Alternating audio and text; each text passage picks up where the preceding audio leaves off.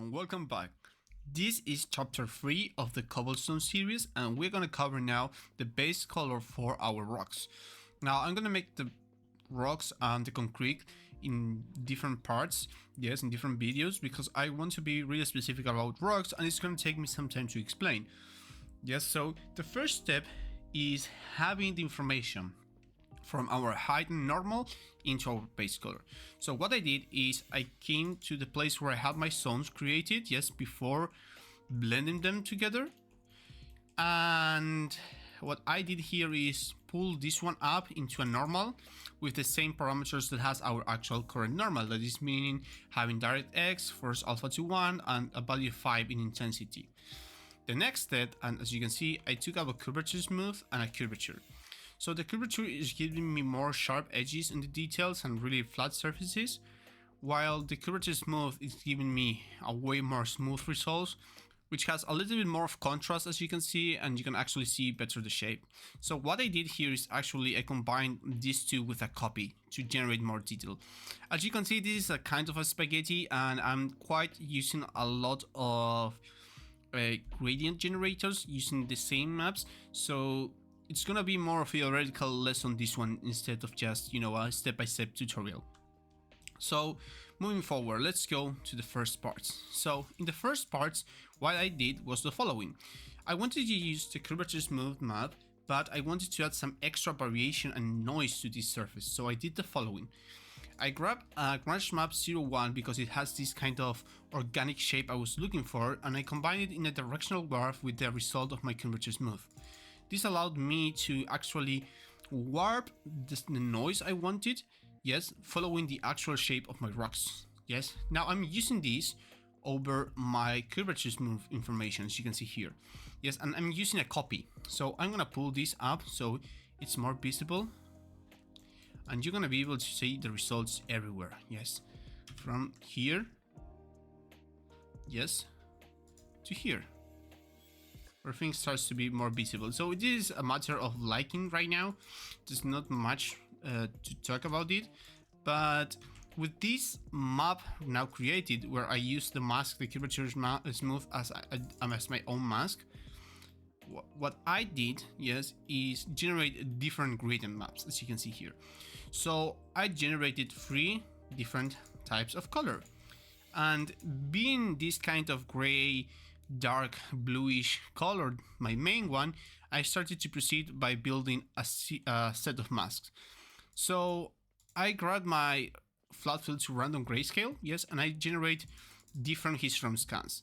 So as you can see, there's a mixture of blends here, and I'm going to explain why are we having these ones. So basically what we are doing here is actually subtracting information from one to each other, so we don't step over the colors. So you can see this first histogram scan is choosing which rocks are yellow. Now in the third one we have orange ones, and you can see that we are using a blend here. So this blend is, as I said before, yes, a way of avoiding to stepping on the color that was set before. So having this won't allow me, yes, to step over, yes, the orange color. It doesn't matter how far I go with this one. There's actually no way of me stepping over the color I just add here, yeah? So how are we doing this? So first, you need your main mask. Yes, this main mask is going to be the first histogram scan. That is this one we have here. And then you need your second histogram scan. So what you're going to do is to your second mask, you're going to subtract your first mask, and then you have the result, yes? So we repeat this several amounts of times, as you can see further, yes, in. So let's jump to the more complex part. So first, what I usually do is I try to set 3 colors, yes, based on my reference image. Yes, in this case, I selected, as you can see, one really dark, one is more to medium light color, and this saturated orange color as well. And then here, yes, I add variation, yes. So for this one, what I did was pretty much the same as in the beginning. In fact, I think I'm using exactly the same technique, but with a different Grunge map. This is Grunge map 08 with a directional map and the curvature smooth in the intensity input. Yes, so I turned this into color by using a gradient map, and I apply this with an overlay. So this overlay basically basically, is adding this kind of contrast shapes on top of our stones. Now, take in consideration I'm using a really low value. You can see here I'm using 0.14, so I'm gonna do 0.3 so it's more visible. Yes, and it's gonna be way more visible, as you can see right now. But again, this is a detail. I don't want it to be too strong, and I'm using for some reason I put this mask, although it's not gonna be, I mean, you can avoid using this mask if you want, but just in case, just use it. Because later when we are going to mix the concrete on, we are just gonna cover that area that is being shown here. So next step was adding more color, yeah, as you can see here. But we are going to add more color in different ways. So the different blend modes allow us to do different things, yes, and the result of our blend mode will depend on the color we have, yes, and you can see it here.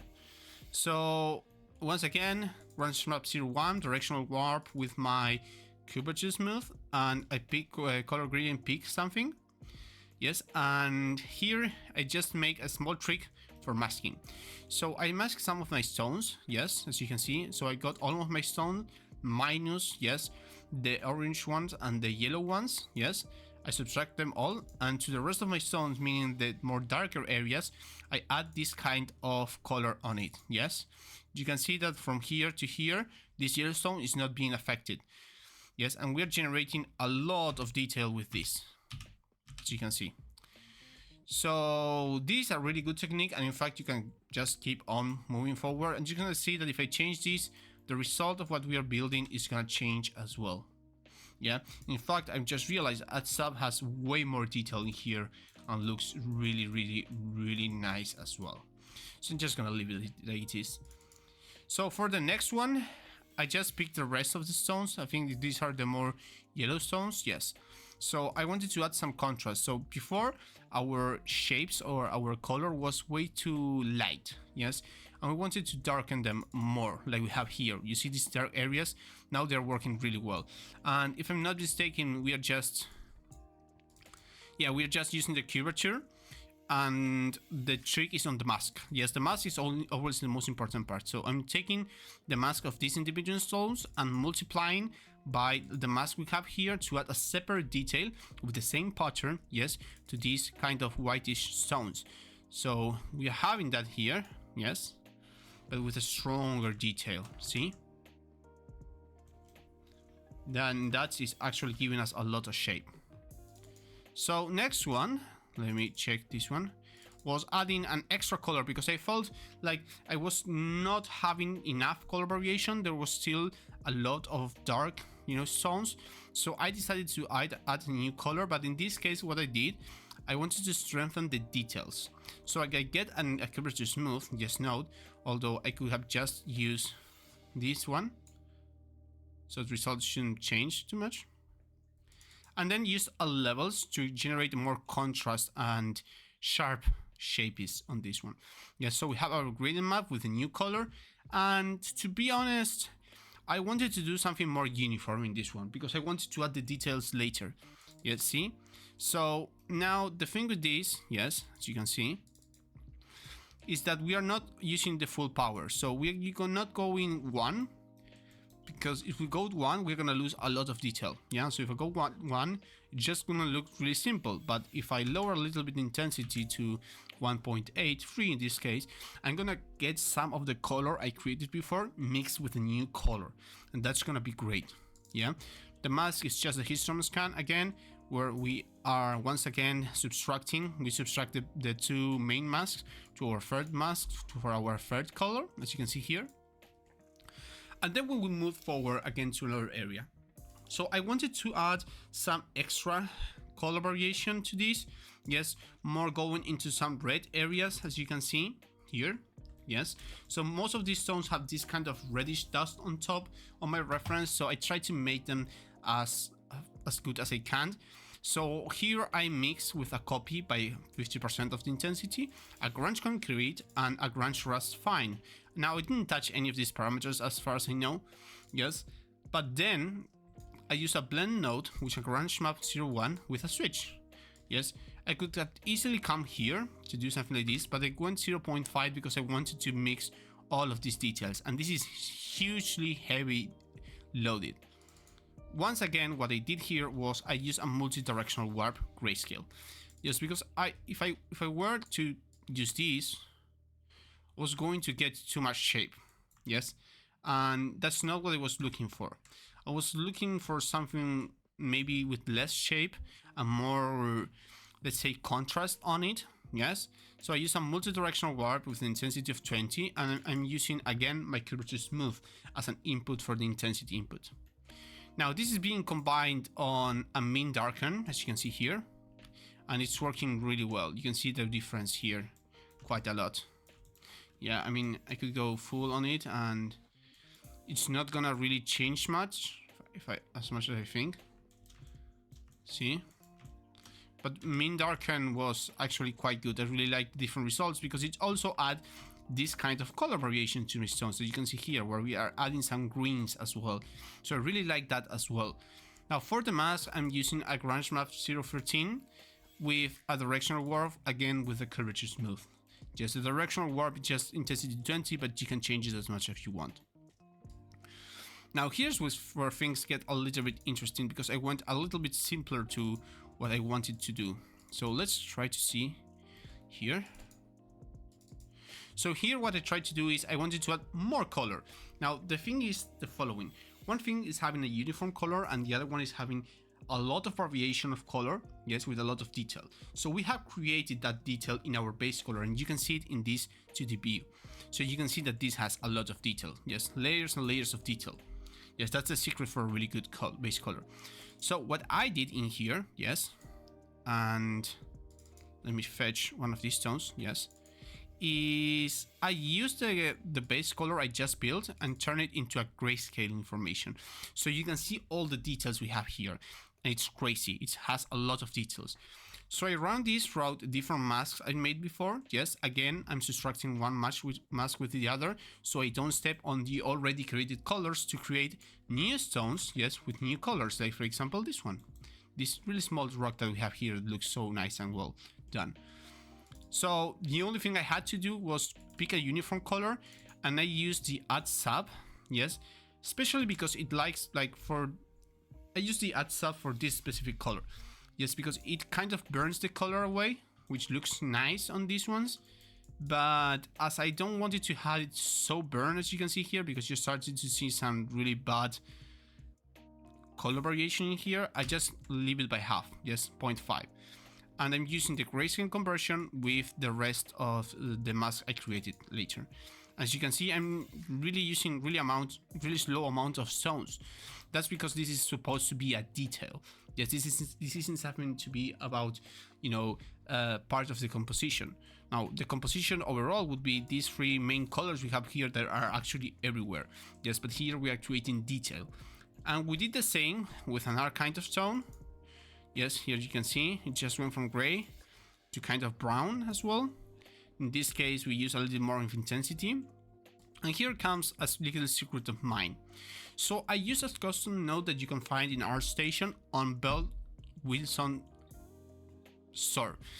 Now, this node helps basically to generate color variation and intensity, like in the value of the colors, as you can see here. So it also is going to help me sharpen a lot what I'm trying to do, and also color variate the rest of it. So it has different inputs. So for my input and for mask, I first choose my main base color I did so far. I set it as the main color for this node. And then I generate here, I got from Substance Painter and Garage Concrete Moss Medium, because I really like these shapes, and I use a directional warp with the curvature smooth once again. And I input this result into the value variation input and the hue variation input, and set this one to complementary. Now I'm using the variation input to generate a little extra detail, and you can use the seed to change the result, as you can see, so we can add more variation with this. So we are combining this to our main. Yes, as you can see here, I just leave it as it was. I could basically do this, and it's gonna be the same. If we remove this, you're gonna see there's hard change on our stones. It feels less noisy maybe, but I do like the original result of this render. So now we are on to the final steps of our base color, and this might be my favorite part as well. So let's start with the first one, and this is this kind of dirt. So I'm using a dirt generator here. So the dirt generator works with our AEO and curvature. The curvature is the node that we had at the beginning of our base color that is under our curvature smooth.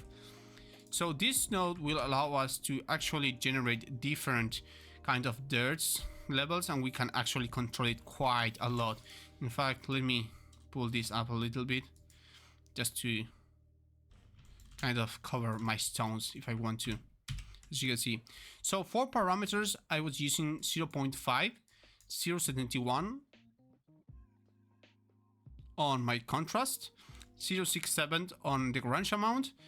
I didn't touch much the edge masking, it's 0.23, but it did change a lot the grunge scale. So I set the grunge scale to 6. The original was 1, which looks way... doesn't look how I want it to, so I just left it at 6. Yeah. So the problem with this is, as you're seeing, this is actually quite strong. So we need to kind of like solve this right now. So I use a multiply with a grunge concrete to add more detail and variation to this, and as you can see, I'm lowering the overall contrast of the image.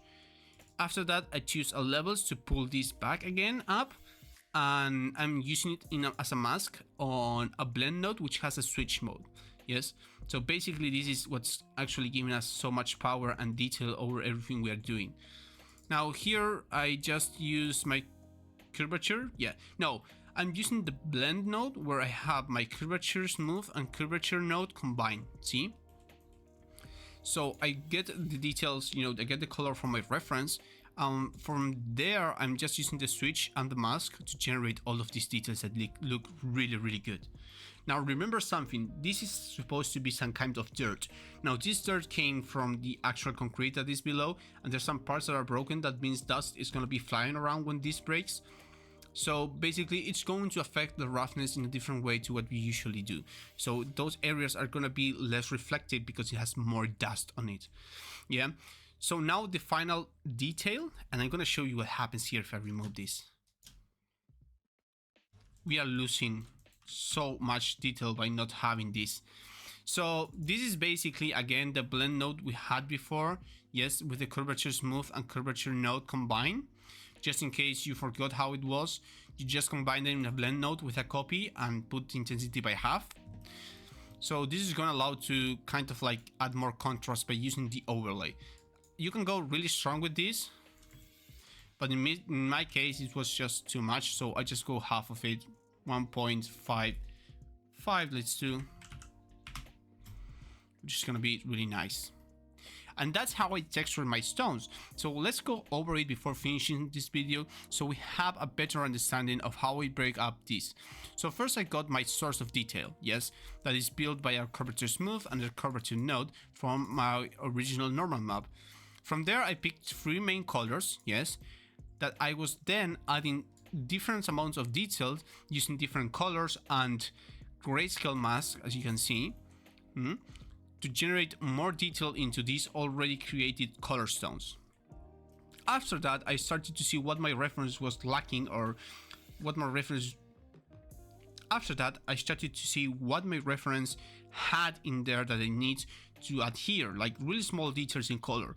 Like for example, this more saturated area. Then I went to the more specifics, where there were some stones which have a really specific and eye-catching color, yes, like this orange and brown here, and I add them individually and in a really small amount. After that, I reinforce all the detail I had just made by using a black and white Ben Wilson color variation complementary node, yes, and finally I add some dirt, yes, on top to help on the roughness and well, and highlight everything with an overlay using the result of the initial blend node between the curvature smooth and curvature node. This is the beginning for the base color, and yet there's much more to do, as you can see here, where you have this weird spaghetti that I need to fix and I promise it will be fixed for next video so you can understand this more. So guys, I hope you really like this. Yes, if you want to see this live, you can join our Discord community. You have the link in the description of the video. We are giving free Discord classes in Substance Designer every week on Fridays. So I hope to see you there, and I'll see you in the next chapter.